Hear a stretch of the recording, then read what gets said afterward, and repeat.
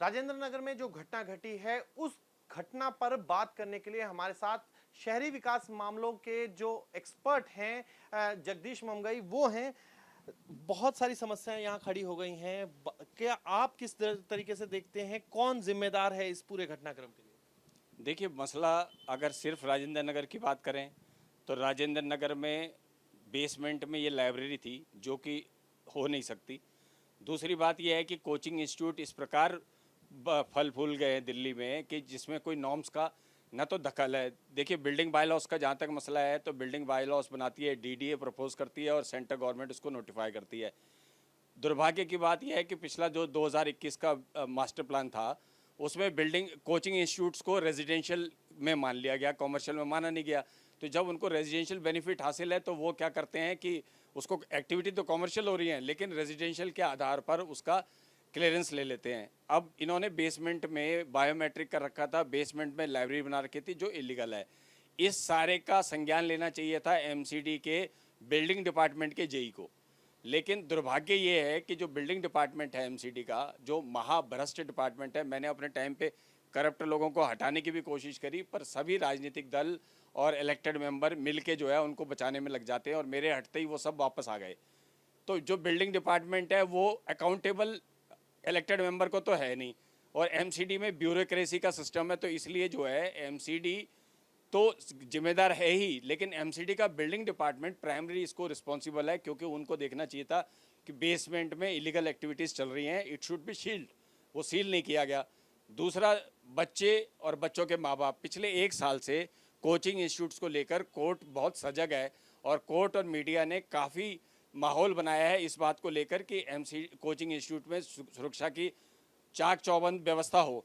लेकिन उसके बावजूद भी जब बच्चे एडमिशन लेते हैं या पेरेंट्स अपने बच्चों का एडमिशन कराते हैं तो इस बात को कंसिडर नहीं करते कि क्या यहाँ बच्चों की सुरक्षा है कि नहीं है, बच्चों को यहाँ भेजना चाहिए कि नहीं भेजना चाहिए, ये इग्नोर हो जाता है। देखिए, सबसे बड़ा कमाल की बात यह है कि जब भी हम 20 लोगों की मीटिंग करते हैं या 50 लोगों की कई मीटिंग हॉल में लेते हैं तो हमें पुलिस परमिशन लेनी होती है कि इतनी स्ट्रेंथ के लोग एकजुट इकट्ठा होंगे, उसके लिए पुलिस से एनओसी लेना पड़ता है।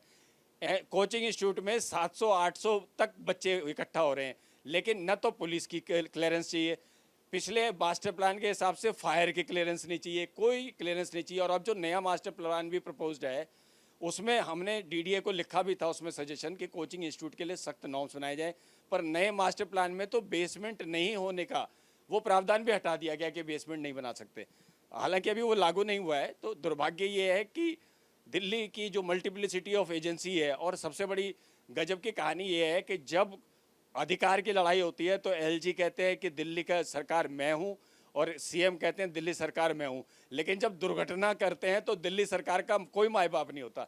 तब कोई क्लेम नहीं करता कि हम दिल्ली सरकार हैं, दिल्ली के इश्यूज़ को हमने डील करना है।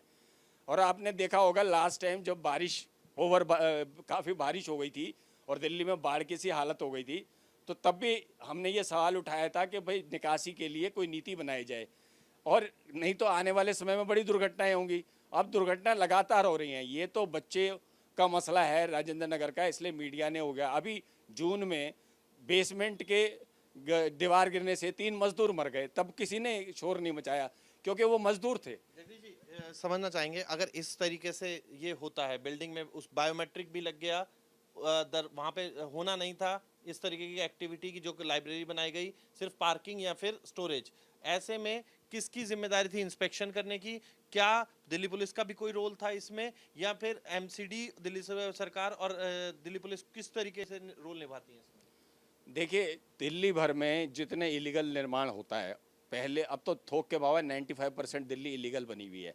लेकिन मैं जब चेयरमैन था मैंने तब भी ये नोटिस किया कि एमसीडी के जो इंजीनियर्स हैं बिल्डिंग डिपार्टमेंट के, लोकल पुलिस और जो इलेक्टेड मेंबर्स हैं, चाहे वो किसी पार्टी के हो, ये एक नेक्सस है, सबकी हिस्सेदारी है और सब जो है सोर्स ऑफ इनकम जो है, जो इलेक्टेड मेंबर हो चाहे जेई बिल्डिंग हो या जेई बिल्डिंग कहते हैं ऊपर तक पहुंचाता है, उसमें काउंसलर भी शामिल होता है, उसमें कई जगह एमएलए भी देखे गए हैं कि हर पार्टी का, मैं पार्टी की बात ही नहीं कर रहा, ये सारे इसमें शामिल होते हैं अवैध निर्माण में। अब अवैध निर्माण तो सारी दिल्ली हो गई, अवैध निर्माण को रोकने का काम नहीं हुआ, कार्रवाई नहीं हुई, तो वो एक अलहदा मसला है। अभी क्या है, इसमें 2 मसले हैं। एक मसला तो ये है बेसमेंट। अब बायोमेट्रिक का इससे क्या लेना देना?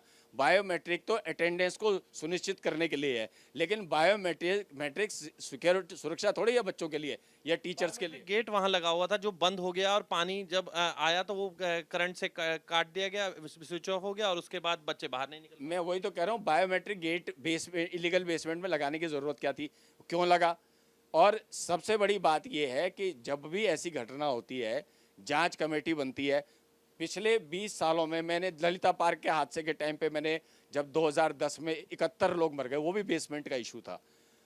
दिल्ली सरकार दिल्ली नगर निगम पर और दिल्ली नगर निगम दिल्ली सरकार को दोषी ठहरा रही थी, फिर भी मैं चेयरमैन था। मैंने दिल्ली नगर निगम के 5 ऑफिशियल्स जो है उसमें सस्पेंड करवाए। दुर्भाग्य आप देखिए कैसा है कि 8 साल तक जांच चली, और 8 साल बाद, चूंकि मैं था नहीं वहाँ पे तो मेरे को हटा दिया गया था। 8 साल बाद कार्रवाई के नाम पर यह हुआ कि जो उस समय बिल्डिंग का जेई था उस पर 21,000 रुपये फाइन लगाकर 71 लोगों की हत्या को श्रद्धांजलि दे दी गई, या क्या दे दिया गया, उसको ख़त्म कर दिया गया मामले को। अब ये ऐसे मामला ख़त्म होता है? अब ये जो घटना हुई है, मैं मानता हूँ कि इंटेंशनली नहीं हुई होगी, लेकिन बिल्डिंग का जो मालिक है उस मालिक के खिलाफ अटेम्प्ट टू मर्डर दर्ज होना चाहिए, और दर्ज ही नहीं होना चाहिए। वहाँ जो जेई था बिल्डिंग का, जिसकी ये रिस्पॉन्सिबिलिटी है कि इलीगल एक्टिविटीज़ ना हो, उसको भी उसमें शामिल करना चाहिए अपराधियों में। और जब तक कुछ लोगों के खिलाफ गंभीर सज़ा नहीं होगी, मैंने अपने टाइम पे काफ़ी मुकदमे दर्ज कराए और मुझे खुशी है कि 8-10 मामलों में सज़ा भी हुई। जब तक सज़ा नहीं होगी तो सबक नहीं मिलेगा, और सबक नहीं मिलेगा तो आगे इस प्रकार की घटनाएं होती रहेंगी। 2 दिन शोर मचेगा, फिर मामला शांत हो जाएगा, कोई पूछने वाला नहीं होगा। ललिता पार्क में 71 लोग मर गए, चाहे वो अर्पिता पैलेस में करोल बाग में 17 लोग मर गए, चाहे मुंडका में मर गए, चाहे मुनीरका में मर गए, कहीं मर गए। 2 दिन का शोर शराबा और फिर वही स्थिति चलती रहेगी, लोग मरते रहेंगे, लेकिन कोई जवाबदेही तो। अब पिछले जो घटनाएं हुई उनके लिए सब में जांच बैठी, जांच की रिपोर्ट सार्वजनिक नहीं होती। रिपोर्ट सार्वजनिक होने के बाद उसके लिए हमको आगे क्या स्टेप उठाने चाहिए, कौन से स्टेप उठाए, ये कभी वो नहीं होता, पब्लिक नहीं होता।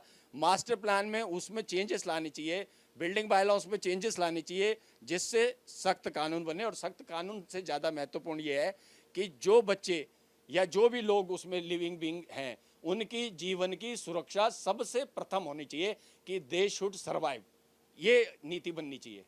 तो एक्सपर्ट जो निर्माण कमेटी में भी रह चुके हैं, उसके अध्यक्ष रह चुके हैं, एमसीडी को अच्छी भली भांति जानते हैं, जगदीश ममगाई, वो कह रहे हैं कि जांचें जो बैठाई गई उनका क्या हुआ, ये सबसे बड़ा सवाल है। अगर उन पर कार्रवाई होती तो फिर राजेंद्र नगर का ये हादसा भी ना होता।